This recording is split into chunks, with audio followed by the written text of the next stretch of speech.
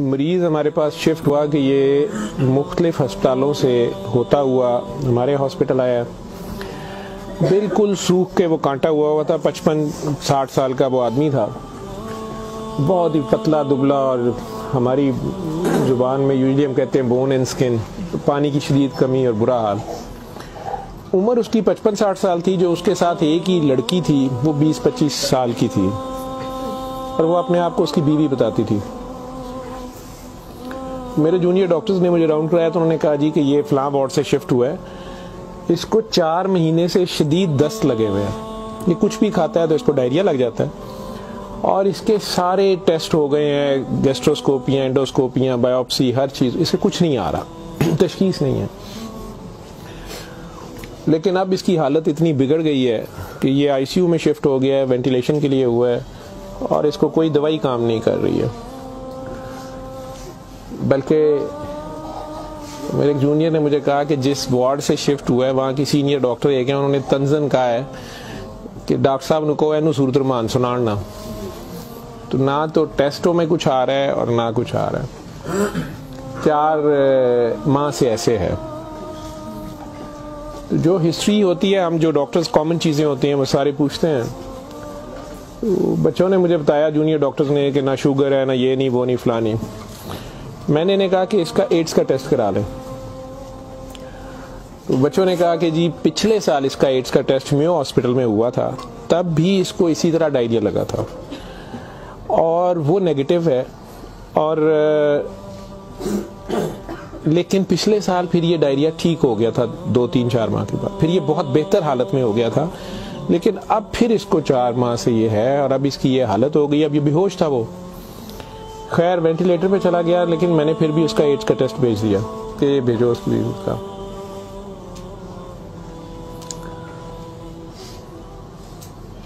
सूरह रहमान हमारे आईसीयू में वैसे ही लगती है, सुबह दोपहर शाम, कई बार मिस हो जाए, दिन में कम से कम एक बार जरूर लग जाती है। कोई ना कोई डॉक्टर नर्स ड्यूटी अपनी समझ के इसको लगा देते हैं।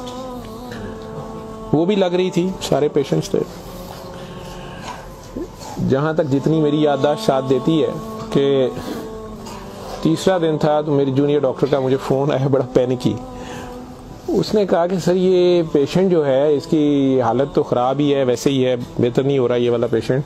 इस पर अचानक एक चेंज आई है कि ये सूरह रहमान जब भी लगती है, मैंने नोट किया है, लेकिन नर्सेज सुबह से बता रहे थे, लेकिन मैंने ये नोट किया अब कि जब भी लगती है इसके नाक मुंह से वैसे उसके पाइप डाला हुआ था, फेफड़े, हम सांस उसको मशीन, सांस वाली मशीन से जो है ना वो उसके लिए पाइप डाला हुआ था, नाक में भी एक नाली थी मैदे के लिए, बेहोश था।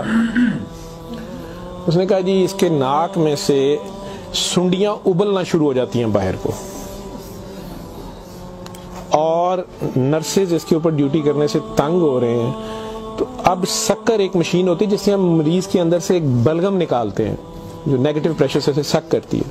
तो सर इसको हम सक करते हैं, लेकिन ये नहीं समझ आ रही कि ये कहाँ से आ रहे हैं। मैंने कहा इसके मैदे से खींच के देखे, उन्होंने कहा जी उधर से नहीं आ रहे। मैं कहा इनकी सांस वाली नाली से आ रहे हैं, उसमें से भी नहीं आ रहे। लेकिन जब सूरह रहमान बंद करते हैं ये ख़त्म हो जाते हैं, ये बाहर नज़र नहीं आते। यहाँ हमारी हड्डियों में खाली जगह होती है, उन्हें हम साइनस बोलते हैं डॉक्टर्स। तो मैंने कहा यार फिर इसके ये साइनस से आ रहे हैं, और मेडिकली हम इसे मैगट्स इन्हें कहते हैं हम। शुगर का मरीज बेचारा आखिरी स्टेज पे, कई बार उसके जख्म बहुत ख़राब हो जाए तो उसमें कीड़े कई बार पड़ जाते हैं इस तरह। लेकिन ये चीज़ मैंने नहीं सुनी थी, और ना ही उसकी कोई, ना वो शुगर का मरीज था ना कुछ और था। मैंने डॉक्टर साहब से कहा कि आप जो है ना इसका ये तो अब एंटीबायोटिक्स जा रही हैं, सारा कुछ जा रहा है, वैसे इसके एड्स के टेस्ट का पता करें वो कब तक आएगा। तो मुझे लग रहा है कि इसकी कुव्वत मुदाफ़ियत कोई नहीं है और ये कीड़े इस तरह पड़ गए हैं, लेकिन उसके अलावा कोई और रिश्तेदार इसका है ही नहीं है, और वो कोई चीज़ ला भी नहीं रही। दवाइयाँ भी हमने खुद अपने फंड से शुरू कर ली हैं। इसका करना क्या है? और मसला ये है कि ये जिस वक्त सूरह रहमान लगती है तो ये कीड़े इसके अब तो आंखों से भी कुछ निकले हैं, तो इसके नाक और मुंह से उबलना शुरू हो जाते हैं। लेकिन जब हम बंद करते हैं थोड़ी देर बाद वो मुंह में कहीं नजर नहीं आते। तो हमारा ये ख्याल था कि सूरह रहमान बंद कर देते हैं। इसकी बीवी ने भी कहा कि ये तुम लोग फिर बंद करो, पता नहीं क्या तुम लोग लगाते हो। तो वो जो हमारी नॉन मुस्लिम सिस्टर थी, उन्होंने उसे कहा कि मेरी बात सुनो, मुझे नहीं पता इसे क्या बीमारी है, लेकिन वो इसे प्रेयर कहती थी। उन्होंने कहा जब ये प्रेयर लगती है ना, ये कीड़े इसको छोड़ के भागते हैं, ठीक है। तो मैं तो कहती हूँ इसको 24 घंटे यही सुनाई जाओ। जब मैंने ये बातें सुनी तो खैर मैंने कहा कि इसकी बीवी को कहो कि वो रिपोर्ट का या हमें रिसीट दे दें, हम खुद अपने तौर पे पता कर लेते हैं। तो मेरे राउंड करने के बाद वो बंदी खुद ही आ गई मेरे पास। वो मुझे नहीं पता था कि वही सिस्टर ने उसकी बिठा के कहीं काउंसलिंग की थी। उसे उन्होंने कहा कि इसको हमें शक है कि एड्स ना हो, कि इसकी कुव्वत मुदाफ़ियत नहीं है, इस तरह कीड़े इसको पड़ गए, कुछ हो गया, शायद कमज़ोरी से हो गया, बीमारी की कमी से हो गया। तो ये उसका हम पता करना चाह रहे हैं। अदरवाइज तो जो दवाइयाँ हैं वो वही रहनी है। कुछ तरह की उसने बात की, कहती कि वो डर गई है थोड़ी सी, और वो कहती मैंने बड़े डॉक्टर साहब से कोई बात करनी है। बहरहाल अब मुझे जितना याद है, मैं 1 साल बड़ी सोचा है इसके ऊपर कि मैं इसको बयान करूं या ना करूं लोगों के सामने। उस औरत ने बड़ी खौफनाक कहानी मुझे सुनाई।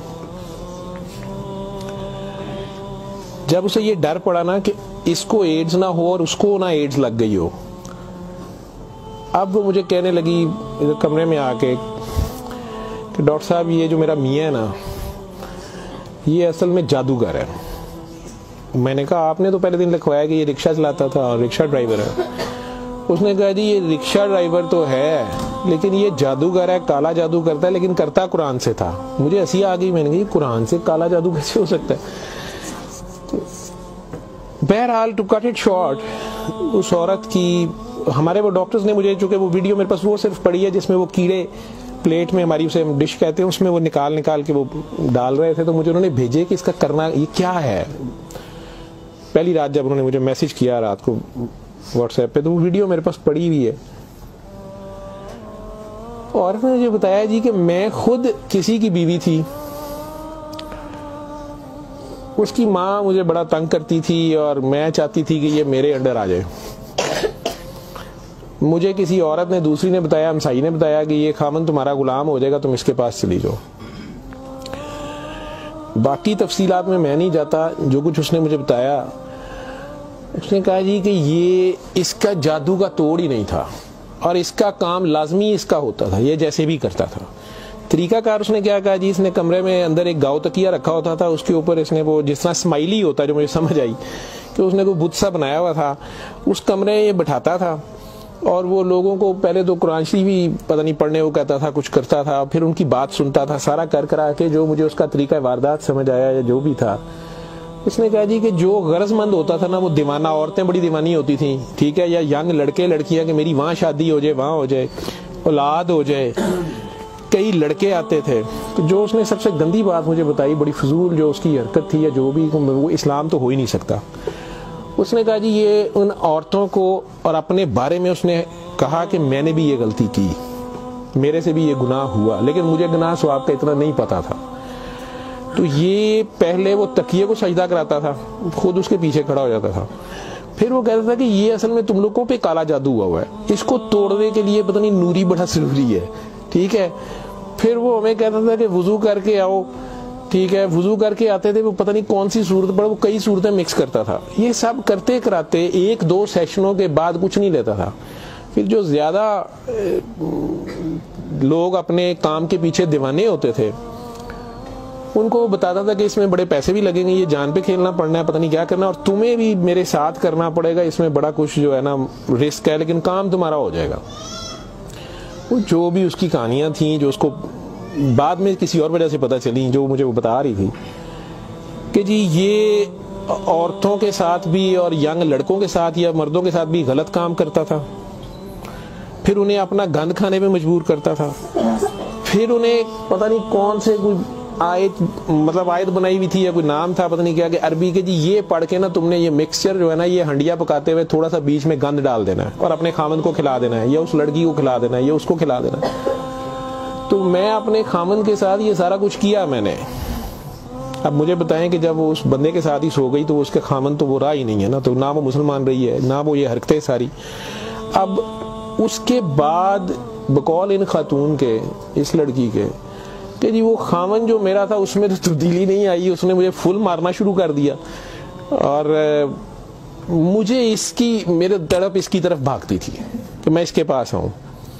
तो फिर मैंने इसके पास वैसे आना शुरू कर दिया कि मैंने तुम्हारे साथ शादी करनी है, मैंने उधर से तलाक लेनी है, मैंने ये करना है वो करना है। तो मैं उन्हें बताए बगैर इसके पास आ गई। इसके साथ मैं 6 माह रही। इसने कहा कि फिर ऐसे ही रहना पड़ेगा, और इस सारे काम में मैं शामिल हुई। तो इसने वैसे मुझे कहा कि निकाह हो गया हमारा, कुरान शरीफ पे इसने निकाह किया। उसने कहा हम दोनों की रजामंदी निकाह है, वो पीछे से तलाक लेके नहीं आई, ठीक है। उसके बाद इसको ये डायरिया लग गया। डायरिया लगने के बाद ये कहती है कि जी मेयो अस्पताल में जब हम थे 4 महीने हमें हो गए और बुरा हाल था इसका पिछले साल। तो ये एक दिन मुझे कहने लगा कि मैं कहता हूं कि मैं अल्लाह से तौबा कर लूं, अल्लाह मेरी जान बख्शी कर दे, तो मैं तौबा करूं और मैं ना अब रिक्शा ही चला के उसमें जितनी रोटी रोजी होगी तू मेरे साथ गुजारा कर लेगी, और तू भी वापस चली जा अपने खामन के पास, ठीक। और उधर से जाके तलाक ले ना ले, और ये निकाह नहीं है, और जो भी उसने कहा कि जी हमने तौबा कर ली बकौल उसके जो उसकी समझ थी। ये कहती है जी मैं वापस गई, मेरे खामन ने फिर मुझे मारा। उसने कहा मैं तुम्हें तलाक दे चुका हूँ, तुम मेरी तरफ से फारिग हो, तुम कहाँ से आई हो, ये आई हो, इतनी देर बाद आई, जो भी आई हो। खैर मैं फिर वापस इसके पास आई। तो ये कहती है कि जी वो मैं कोई 48 घंटे बाद शायद 2 दिन बाद वापस आई है। देखो मैं अस्पताल थे, डॉक्टर बड़े हैरान थे, पेट से ठीक हो गया सी। उन्होंने क्या दवाई फलानी माफक आ गई है, फलानी माफक आ गई है। तो ये अपने पैरों पे खड़ा हो गया। अगले कोई 10-12 दिनों में उन्होंने छुट्टी दे दी। फिर ये मुझे मस्जिद एक में लेके गया, वहां हमने निकाह किया, ठीक है। निकाह किया, ये रिक्शा चलाना शुरू हो गया। तो डॉक्टर साहब 6 महीने इन्हें बड़ी मेहनत की थी, रिक्शा भी चलाया, मैं भी कदे सुखी गिली खांदे सा चंगा भला सी। पर डॉक्टर साहब दुनिया बड़ी जालम है, ਇਹਦੀ शोहरत सी दुनिया पिछे पैंदी सी, कहंदा सी मैं काम छड़ छड़िया है। डॉक्टर साहब हूँ फिर एक बच्ची आई तो बड़ी सोहनी सी, वो बड़ी रोंदी सी, ਉਹਦਾ पता नहीं की मसला सी। डॉक्टर साहब ने ਉਹਦੇ ਨਾਲ फिर वही काम शुरू कर लिया। इन्हें फिर वही काम शुरू किया है। मैं इन्हू पहले कहती रही हाँ, लेकिन डॉक्टर साहब ਇਹਦੇ पैसे बड़े आते सन। ਉਹਦੇ बाद हूँ 4 महीने तो ये इसकी ये हालत है, और अब ये बेहोश है। अब मैं अल्लाह से तौबा करना चाहती हूँ, अल्लाह मुझे माफ़ कर दे, मुझे तो समझ नहीं थी, तो मुझे माफ़ी ले दें, और इसका अब क्या बनेगा और क्या नहीं बनेगा। मैंने ये काफ़ी बीच में से सेंसर करके आप लोगों को सारी बात सुनाई है। और मुझे कहती है जो कीड़े इसके अंदर से निकलते हैं ये क्यों आ रहे हैं, ये कहाँ से आ रहे हैं। मैं कि बीबी ये, मैंने उसे साइनसेस वगैरह समझाया। मैं कि ये इसके बहुत ज़्यादा खून की कमी है, इसके अंदर जरासीम पड़ गए हैं, जो भी। मैं डॉक्टरी तो मैं उसे और क्या मैं उसे कहता।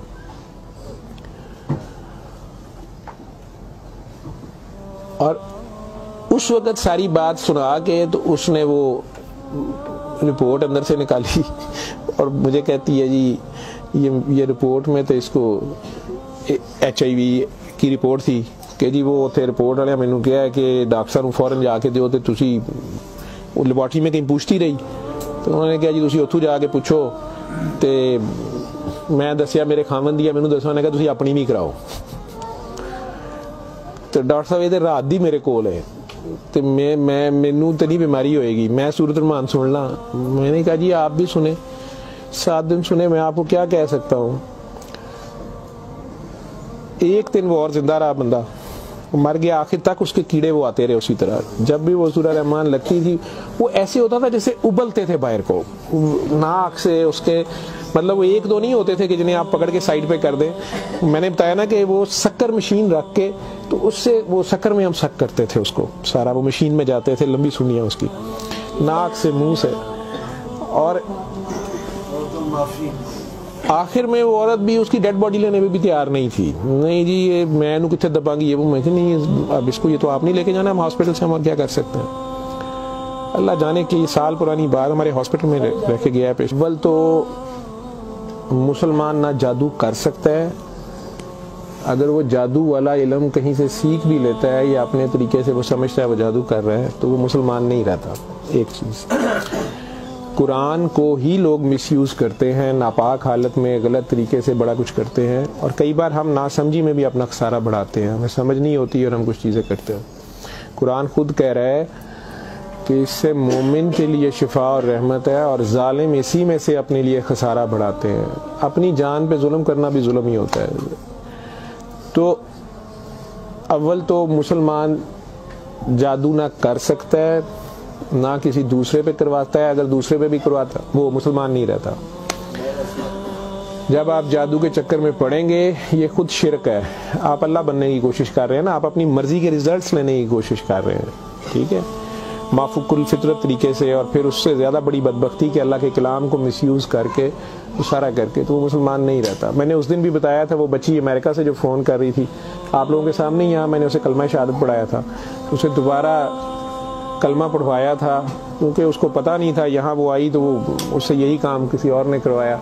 वो मुसलमान रह ही नहीं गई हुई थी, और खामन से लड़ाई उसकी चल रही थी, उनका आपस में फसाद हो जाता था, ठीक ठाक प्रॉब्लम में थे। उससे दोबारा से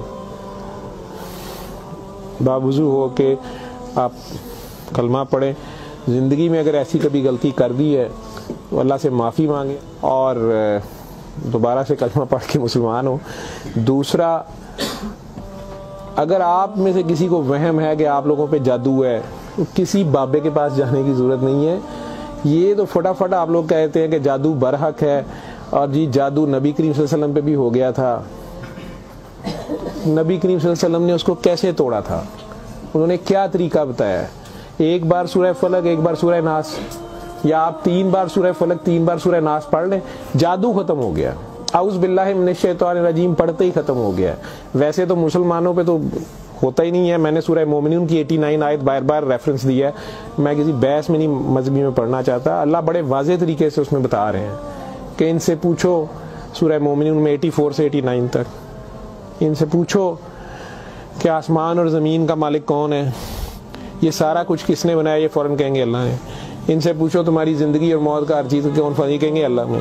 इनसे पूछो फिर तुम कहाँ से जादू कर दिए जाते हो? जब हर चीज़ का मालिक वो है तो फिर ये जादू तुम लोगों पे कहाँ से हो जाता है? ये हमारी अपनी सोच में होता है। 99% लोग तो साइकी के मरीज बने होते हैं, और ये असल में आपस की नफरत होती है। हमारी आपस की नफरत, हसद, कीने, बुग़्ज़, लालच, हवस, ये जो हमारी सोच की लहरें हैं, ये ज़रूर एक दूसरे को डिस्टर्ब करती हैं। ये नज़र लग जाती है, माँ की नज़र अपने बच्चे को लग जाती है, प्यार से ही देख ले, उसको ज़्यादा एनर्जी चले गई, बीच में माशाल्लाह नहीं कहा, फोकस अल्लाह से हटा, बच्चे पे गया आपका। तो अल्लाह के रेफरेंस से उस बच्चे को देखें कि माशाल्लाह मेरा बेटा कितना प्यारा, तो फिर नज़र नहीं लगती है। ये बातें आपको समझाई गई हैं कि फोकस आपका अल्लाह रहे। नाउज़ बिल्ला, कई बच्चे मेरे साथ ज्यादा प्यार से जब ज्यादा चलते हैं, आप अल्लाह है, नाउज़ बिल्ला मैं अल्लाह कैसे हो सकता हूँ? फिर उन्हें मैं कहती हूँ कि बेटा ये कुफ्रिया कलमा है। किसी बात से कोई बंदा मुद्दतों से फंसा होता है, उसमें से निकलता है, कई बहुत बड़ी बात कर देते हैं। होश के लोग नहीं होते हैं, जब तक होश में नहीं होते हैं तो उस वक्त तक तो उन पे हद नहीं लगती, लेकिन जब होश आ गई है उसके बाद ये बात कुफ्र में आती है, और अल्लाह ये बर्दाश्त नहीं करता। आप नासमझी में भी कर रहे हो, बच्चा नासमझी में भी उल्टी सीधी हरकतें कर रहा हो तो माँ तो कान पकड़ लेती है, उसने भी उसे सिखाना तो होता है, उसे साबित तो कराएगा, पहचान तो करा के छोड़ेगा अल्लाह कौन है, अल्लाह कहाँ है। ठीक है, आयतुल कुर्सी का मतलब है कुर्सी की निशानी, कुर्सी का इशारा। ठीक, जब आप खौफ की हालत में हैं तो वो पढ़ लें, या आपको लगता है कि हमें कोई मसला ना हो तो पढ़ लें। तो उसका मतलब ये नहीं है कि वो आयतुल कुर्सी के लफ्ज़ या आयतुल कुर्सी के वो आपकी हिफाजत करते हैं। उसका मतलब क्या है? अरब्स को तो पता चलता था पढ़ते हुए कि वो क्या कह रहे हैं, तो वो सारी अल्लाह की हम्द और अल्लाह की शानें बयान हो रही हैं। तो कुर्सी की बात हो रही है कि कुर्सी ज़मीनों आसमान पे हर तरफ वो है, तो असल में तो कुर्सी वाले की बात हो रही है। तो जो कुछ करना है कुर्सी वाले ने करना है। तो अगर कुर्सी वाले से आपका ध्यान हट गया, ठीक है, तो आप कुर्सी की पूरा शुरू हो गए, तब भी फंस गए आप।